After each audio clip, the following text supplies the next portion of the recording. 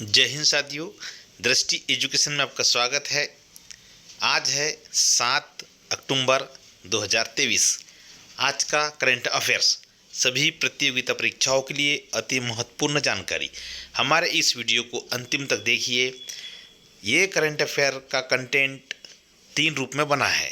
पहला, इसमें आपको नेशनल इंटरनेशनल हेडलाइंस की जानकारी दी जाएगी। उसके बाद में आपको एमसीक्यूज प्राप्त होंगे और अंतिम में वन लाइनर फैक्ट आपको मिलेंगे। तो ये combo package daily current affair आपको मिलते रहेगा। तो देखिए आज का जो है हेडलाइन क्या है। तो ये सभी एग्ज़ाम के लिए अति महत्वपूर्ण है। MPPSC, SSC, MPSI, railway, MP police, bank, railway, army, हाँ, सीआरपीएफ, सारे प्रतियोगिता परीक्षाओं के लिए पूरा कंटेंट यहाँ पर आपको मिलेगा। जी हाँ, तो देखिए यह है हमारा पहला आज का हेडिंग।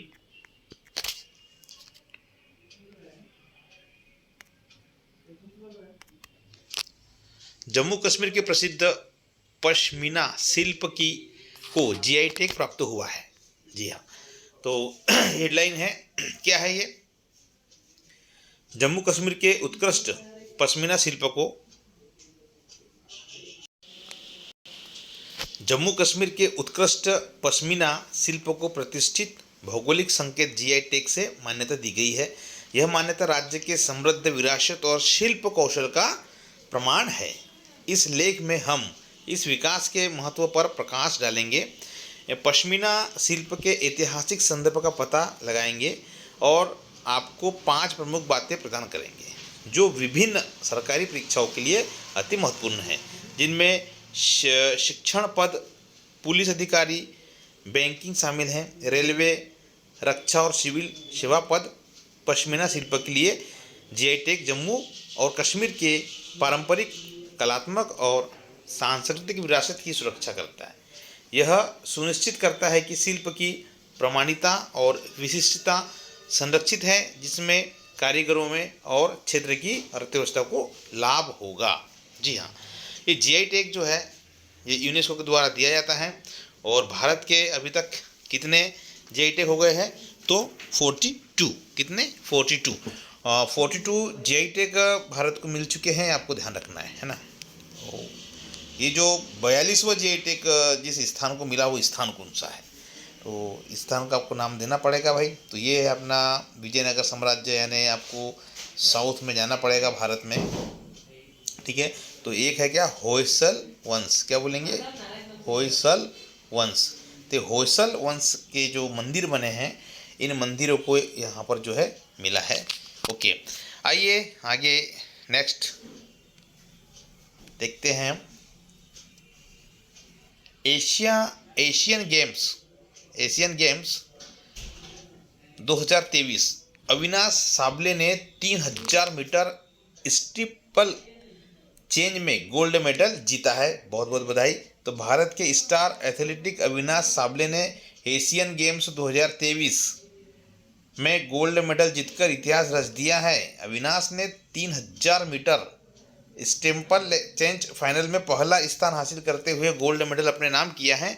एशियन गेम्स 2023 में एथलेटिक्स में भारत का ये पहला गोल्ड मेडल है। भारत का ये पहला गोल्ड मेडल है। उन्होंने 8:19:05 समय में, यानी 8 मिनट 19 सेकंड 50 सेकंड पल्स जो है के समय के साथ पहला स्थान हासिल किया है भाई। अविनाश साबले एशियन गेम्स के इतिहास में 3000 मीटर स्टीपल चेंज में गोल्ड मेडल जीतने वाले पहले भारतीय पुरुष है।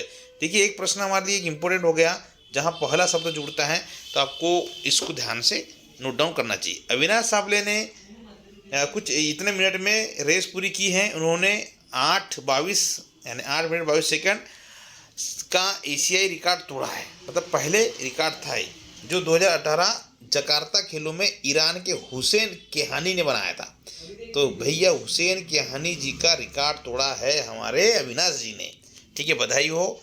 एक वीडियो जल्द ही आपके लिए एशियन गेम समाप्त हो रहे हैं। ये पूरे मेडल भारत में कितने, हर एक बहुत खुशी की बात है कि भारत के इतिहास में 100 मेडल होने वाले हैं। कितने, आज तक भारत के इतिहास में 100 मेडल नहीं हुए हैं और भारत ये बहुत बड़ा इतिहास रचने जा रहा है कि एशिया गेम में हमारे 100 सेंचुरी होने वाली है। किनकी, मेडल की, टोटल 100। ओके, तो अभी देखो एक नंबर पे कौन है। हम वैसे 100 मेडल हमारे होते हैं तो हम विश्व में चौथे नंबर के व्यक्ति बन जाएंगे ना। देश कौन सा नंबर को जाएगा, चौथे नंबर के रैंक हमको मिल जाएंगी। हमारे ऊपर जैसे चीन है, जापान है ना। चलिए नेक्स्ट, बिहार में जाति सर्वेक्षण मतलब सामाजिक संरचना का नया चित्रण सामने आया है। जी हाँ, तो देखिए क्या है यहाँ पर। तो बिहार सरकार ने हाल ही में, मैंने क्वेश्चन ऑफ द डे भी डेली एक स्टेटस पे डलता है, ग्रुप में डलता है, और हमारे जो इंस्टाग्राम की जो लिंक है आपको इस चैनल में दी जाती है, उस पर जाके आप क्वेश्चन ऑफ द डे सुबह सुबह आपको मिल जाएगा। सुबह 5 से 6 बजे के बीच में आपको मिल जाएगा। तो एक question of the day important है, हर दिन का एक प्रश्न आपका तैयार होता है कि भारत में पहला जाति आधारित सर्वे करवाने वाला या सर्वेक्षण करने वाला पहला राज्य कौन सा है। तो आया था उसका जवाब क्या, बिहार। तो अब प्रश्न हेडलाइन बन के ये आया है कि बिहार में जाति सर्वेक्षण सामाजिक संरचना का नया चित्रण आया है। तो बिहार सरकार ने हाल ही में अपने जाति सर्वेक्षण के परिणाम जारी किए हैं, जिसमें राज्य की जनसांख्यिकी संरचना पर प्रकाश डाला गया है। हालांकि यह ध्यान रखना महत्वपूर्ण है कि अभी तक कोई विस्तृत विश्लेषण नहीं किया गया है।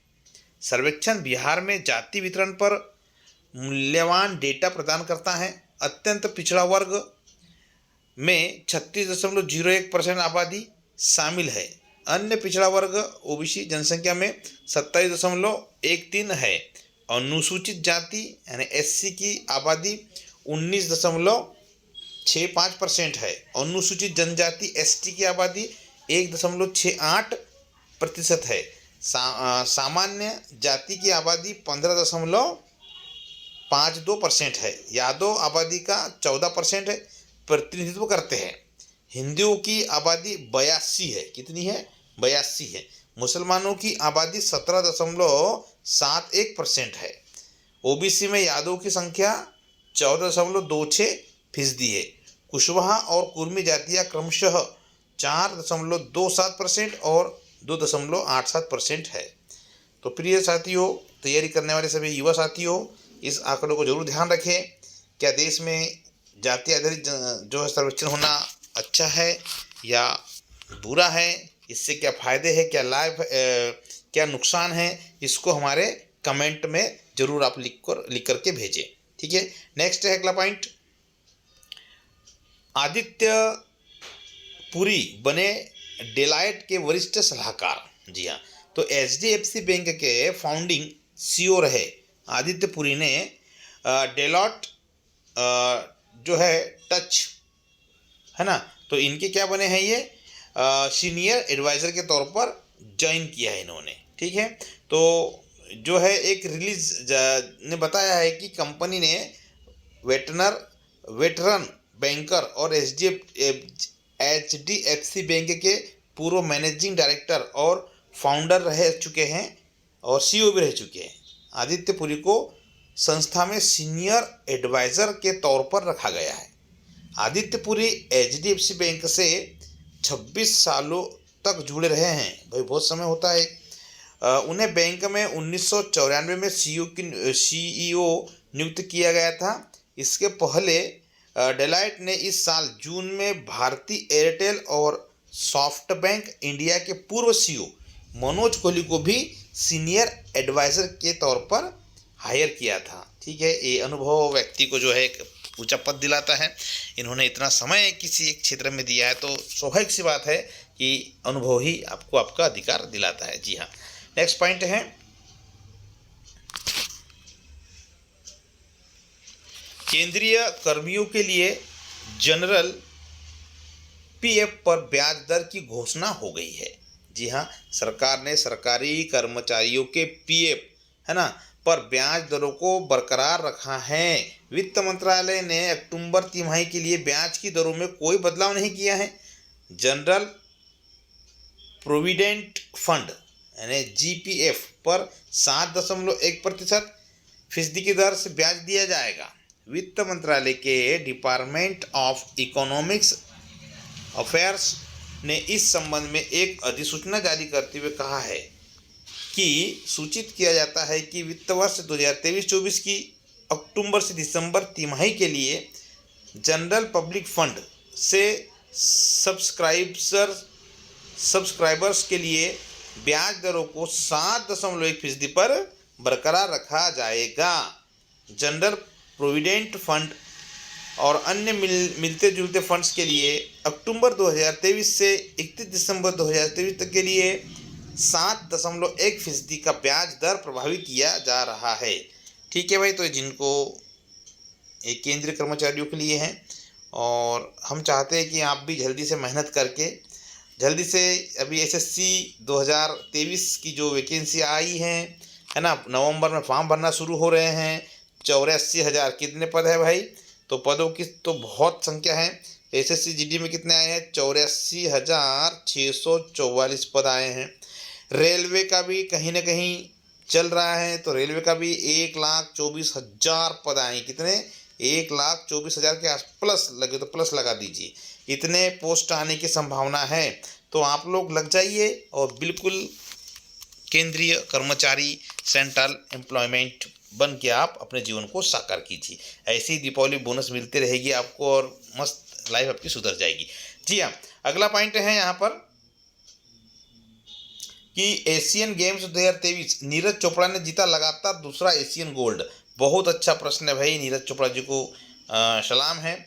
तो एशियन गेम्स 2023 चीन में खेले जा रहे हैं। कहाँ खेले जा रहे हैं? चीन में। एशियन गेम्स 2023 के जेवलिन थ्रो यानी भाला फेंक थ्रो फाइनल मुकाबले में भारत को 2 मेडल मिले हैं इस इवेंट में, जहां भारत के गोल्डन बॉय नीरज चोपड़ा ने गोल्ड मेडल जीता है। वही भारत के ही किशोर कुमार जेना सिल्वर जीतने में कामयाब रहे।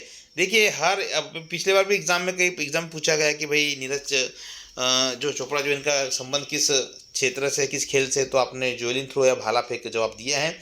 अब प्रश्न आपके लिए दूसरा तैयार हो चुका है, जो है किशोर कुमार का संबंध किस खेल से है, क्योंकि उन्होंने भी द्वितीय पायदान पर रहते हुए भारत के लिए सिल्वर लाया है। ठीक है, तो इनको आपको ध्यान रखना है। किशोर कुमार जेना सिल्वर जीतने वाले हैं, जेवलिन थ्रो में है, भाला फेंक में। तो अगला पॉइंट है, नीरज का ये लगातार दूसरा एशियन गेम्स गोल्ड मेडल था। वही किशोर ने भी अपना पर्सनल बेस्ट निकालते हुए सिल्वर पर कब्जा किया है। इन दोनों खिलाड़ियों के मेडल के चलते अब एशियन गेम्स में भारत के पदकों की संख्या 80 पहुंच गई है। हालांकि 80 नहीं है, अभी तो आगे बढ़ गई है। मैंने आपको बताया कि थोड़े से और आवश्यकता है, तो 100 सेंचुरी होने वाला है हमारा आज में। ठीक है, तो नीरज चोपड़ा एशियन गेम्स के जेवलिन थ्रो फाइनल के पहले राउंड से ही सबसे आगे रहे हैं। इस इवेंट में नीरज का पहला थ्रो टेक्निकल दिक्कतों के चलते काउंट नहीं हुआ था, जिसके बाद ये थ्रो नीरज ने फिर से लिया है और 82.38 की दूरी तय की है। आपको ये ध्यान रखना है कि जो भाला है कितने मीटर दूर फेंका है, तो 82.38 आपको ध्यान रखना है। जी हाँ, नेक्स्ट पॉइंट जी आ चुका है नोबेल प्राइज आपके लिए। बिल्कुल बहुत अच्छा प्रश्न 2023 के एग्जाम के लिए और 24 के एग्जाम के लिए पूरे साल भर चलने वाला है प्रश्न है। केमिस्ट्री में नोबेल पुरस्कार की घोषणा जो है हो गई है। तो कितने 3 अमेरिकी साइंटिस्ट को मिला है पुरस्कार। देखिए, मैगी जी बावेंडी 1 हो गए हैं, लुइस ई ब्रस 2 हो गए हैं और एक अलेक्सी आई 3 हो गए। एकिमो को क्वांटम डॉट्स की खोज और संश्लेषण के लिए संविधान दिया गया है। नोबेल प्राइज इन केमिस्ट्री 2023 ने क्वांटम डॉट्स की खोज और विकास को सम्मानित किया है, जो नैनो पार्टिकल्स है जिनका आकार उनकी गुणों को तय करता है। ये नैनो टेक्नोलॉजी के सबसे छोटे घटक है, जो अब अपनी प्रक्रियाओं को टेलीविज़न और एलईडी लैंप्स से फैलाते हैं और बहुत सारे अन्य कामों के बीच सर्जन्स को गाइड कर सकते हैं, जैसे कि ट्यूमर टिश्यू को हटाते समय ठीक है। 2023 के लिए नोबेल प्राइज राशि स्वीडन क्रोनर प्रति पूर्ण नोबेल पुरस्कार 11.0 मिलियन निर्धारित की गई है। ठीक है, तो देखिए एक नोबेल प्राइज़ वाला एक वीडियो बहुत अच्छा बना है, उसको आप देखिए हमारे चैनल से। और आपको एक नया वीडियो जस्ट ही 10 अक्टूबर को पूर्ण घोषणा होगी। और नोबेल प्राइज़ मिलेगा कब सभी को? तो मिलेगा 10 दिसंबर को प्राप्त होगा। कब होगा? 10 दिसंबर को। परंतु 10 अक्टूबर तक जो है ना पूरा क्या हो जाएगा? घोषणा। कब तक हो जाएगा भाई? तो 10 अक्टूबर आपको याद रखना है। तो बस 2 दिन और रुक जाइए, 2-3 दिन, आपको बहुत अच्छा इसका वीडियो आपको मिल जाएगा पूरे ट्रिक के साथ। जी हाँ, अगला पॉइंट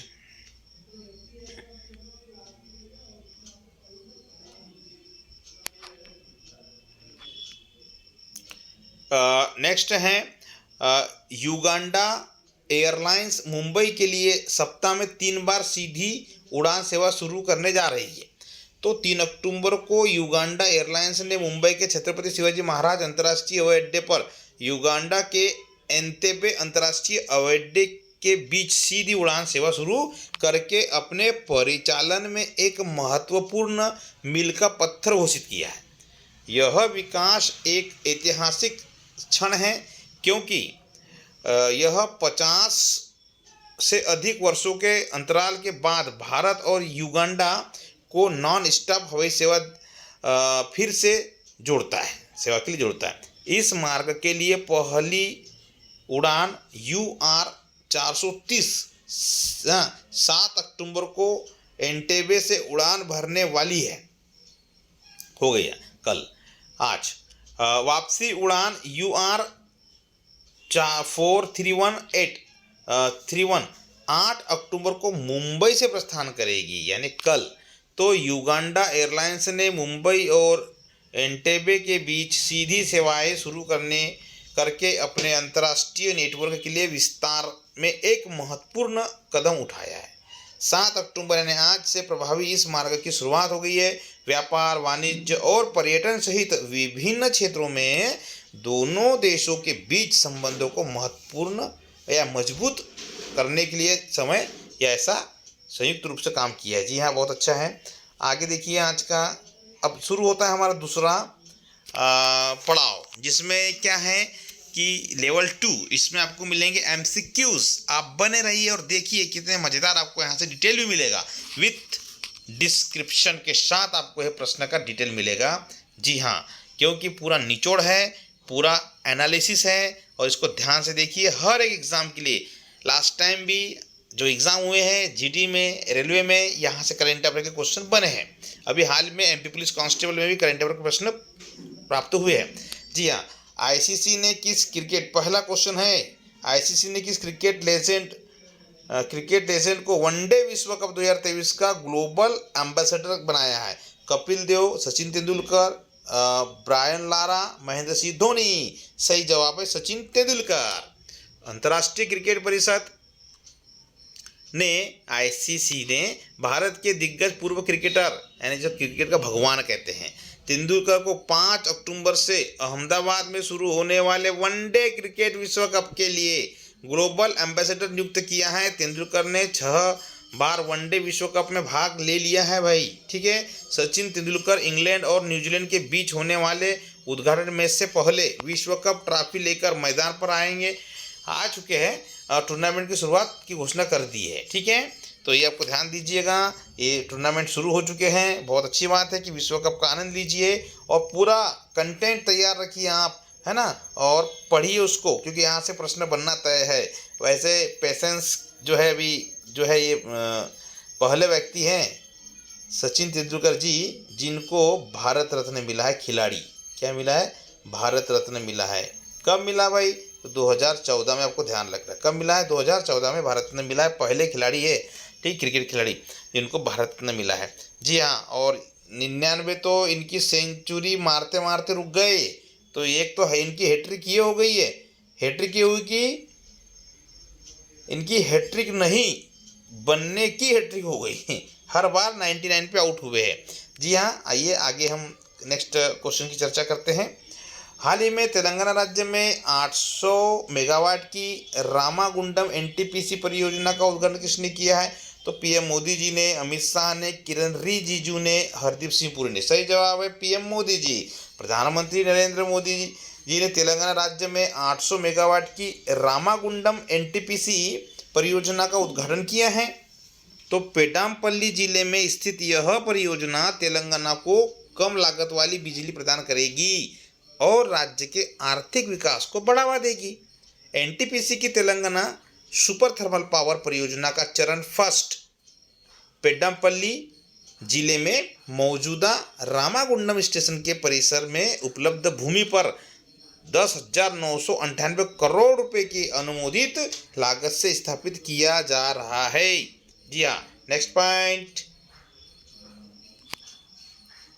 हाल ही में चीन के हांगझोउ में आयोजित एशियन खेल 2023 की भाला फेंक स्पर्धा में गोल्ड मेडल किसने जीता है? अभी चर्चा हुई, हमारे क्वेश्चन बढ़िया रिपीट हो चुका है। तो नीरज चोपड़ा जी।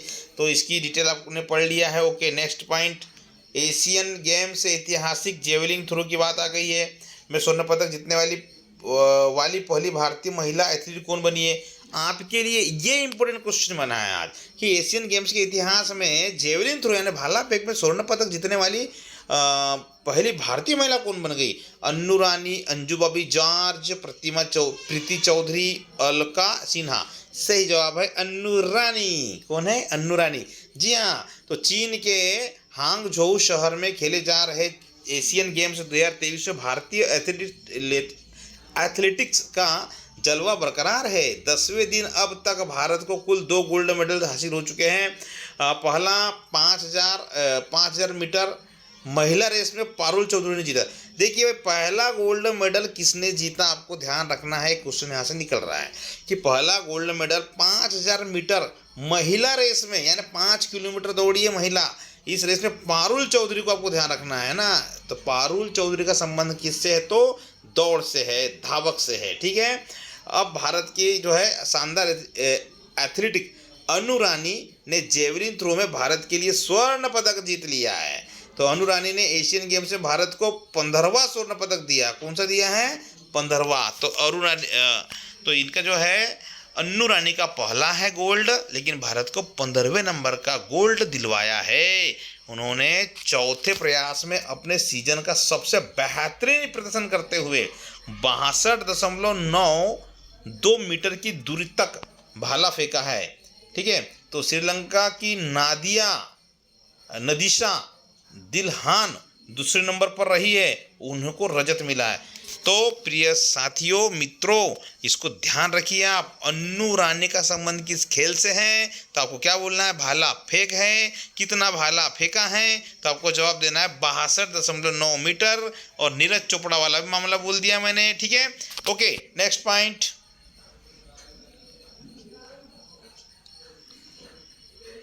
फिटनेस स्टार्टअप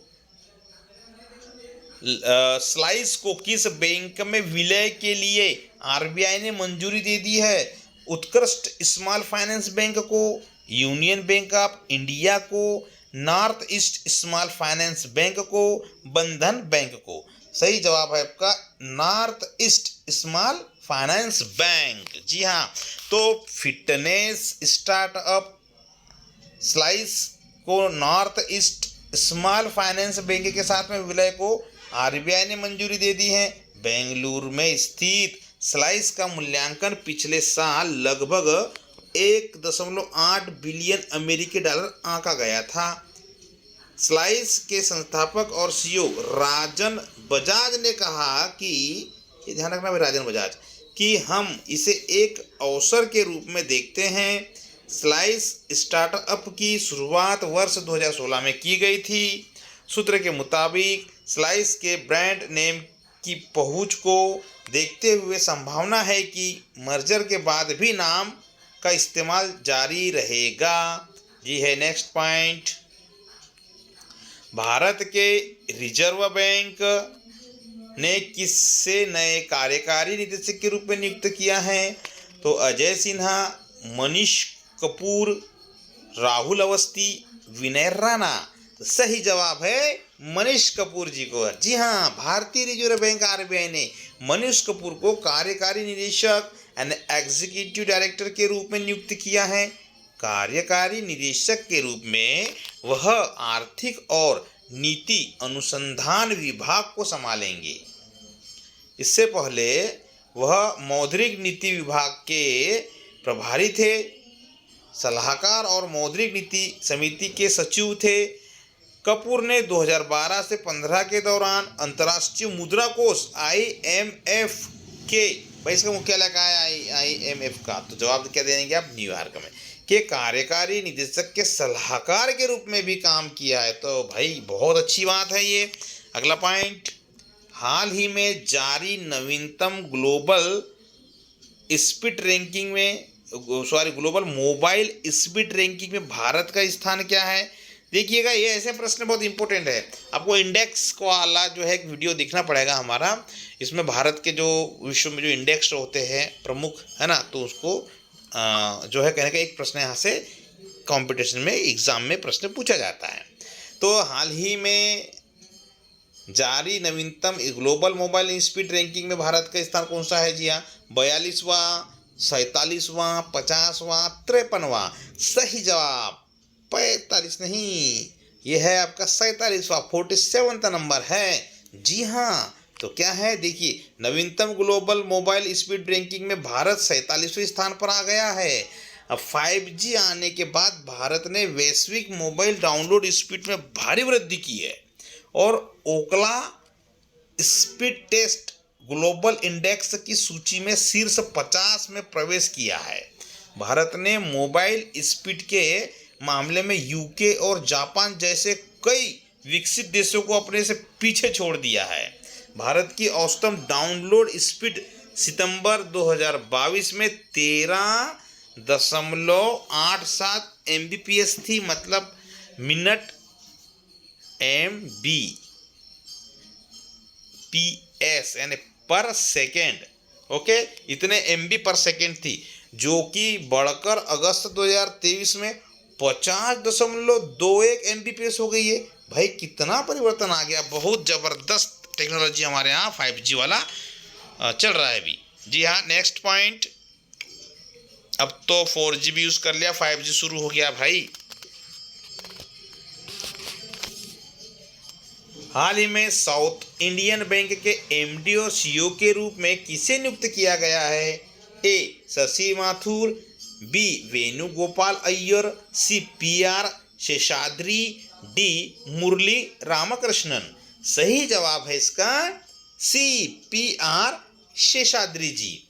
जी हाँ, PR शेषाद्री को साउथ इंडियन बैंक के MD और CEO के रूप में नियुक्त किया गया है। PR शेषाद्री ने मुरली रामकृष्णन का स्थान लिया है। मुरली रामकृष्णन ने 1 अक्टूबर 2020 से 30 सितंबर 2023 तक साउथ इंडियन बैंक के MD और CEO के रूप में कार्य किया है। PR शेषाद्री के साउथ इंडियन बैंक में शामिल होने से पहले वह करूर वैश्य बैंक लिमिटेड से जुड़े थे। Okay, next point, south Indian bank का मुख्यालय कहाँ है जी। तो यह है त्रिशूर, केरल में है। साउथ इंडियन बैंक की स्थापना कब हुई, तो 1929 में हुई थी। नेक्स्ट पॉइंट, अब ये हमारा करंट अफेयर का तीसरा कम्बो पैकेज और तीसरा चरण। देखिए इतना अच्छा 3 चीज़ें आपको कहीं नहीं मिलेगी, जहां आपको हेडलाइन मिल रही है पहले, उसके बाद में आपको MCQs मिल रहे हैं, और अब मिल रहा है आपको क्या, वन लाइनर, जहां से आपको फटाफट जवाब देना है जी। तो ये है वन लाइनर। तो हमारे इस चैनल को सब्सक्राइब कीजिए और इस वीडियो को लाइक कीजिए, अधिक से अधिक शेयर कीजिए और लगातार हमारे इस चैनल से जुड़े रहिए। जी हाँ, अब देखिए पहला पॉइंट है, प्रतिवर्ष विश्व पशु कल्याण दिवस कब मनाया जाता है। जी हाँ, 4 अक्टूबर को। हाल ही में एशियन गेम्स के इतिहास में जेवलिन थ्रो में स्वर्ण पदक जीतने वाली पहली भारतीय महिला एथलीट कौन बनी है, अन्नू रानी। कौन बनी है, अन्नू रानी। साहित्य में 2023 के नोबेल पुरस्कार से किसे सम्मानित किया गया है। नोबेल, देखो साहित्य का नोबेल भी अब घोषणा हो गई है, तो जॉन फासे कहाँ के रहने वाले हैं, नॉर्वे के। हाल ही में साउथ इंडियन बैंक के MD और CEO के रूप में किसे नियुक्त किया है, PR शेषाद्री, अभी हमने अब जवाब दिया था। नेक्स्ट पॉइंट, भारत सरकार ने UIDAI के प्रमुख का कार्यकाल कितने वर्ष के लिए बढ़ा दिया है? तो 1 वर्ष के लिए बढ़ा दिया है। क्रिकेट विश्व कप 2023 का उद्घाटन मैच किस स्टेडियम से में खेला जा रहा है? तो नरेंद्र मोदी स्टेडियम अहमदाबाद में। ये बहुत ही अच्छा क्वेश्चन है कि शुरुआत किससे? तो यह है विश्व का सबसे बड़ा स्टेडियम, 1,20,000 लोग बैठ सकते हैं।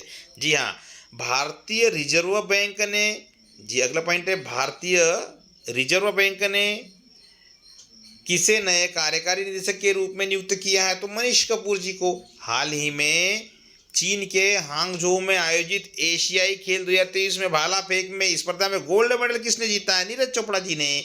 Pacific Asia travel association travel mart 2023 का आयोजन कहाँ किया जा रहा है? तो दिल्ली में। भारतीय स्टेट बैंक के अध्यक्ष कौन है जिनका कार्यकाल अगस्त 2024 तक बढ़ा दिया गया? दिनेश खारा, याद रखिएगा भैया, भारतीय स्टेट बैंक के अध्यक्ष हैं। ओके, और ये नेक्स्ट सेकेंड लास्ट पॉइंट, हाल ही में तेलंगाना राज्य में 800 मेगावाट की रामागुंडम NTPC परियोजना का उद्घाटन किसने किया है? तो जवाब हमको पता है, दीजिए, कौन? जी PM मोदी जी। ओके, तो आज का करंट अफेयर और कल भी आपको पूर्ण जानकारी मिलेगी। तो हमारे इस वीडियो को अंतिम तक देखने के लिए बहुत बहुत धन्यवाद। जय हिंद, जय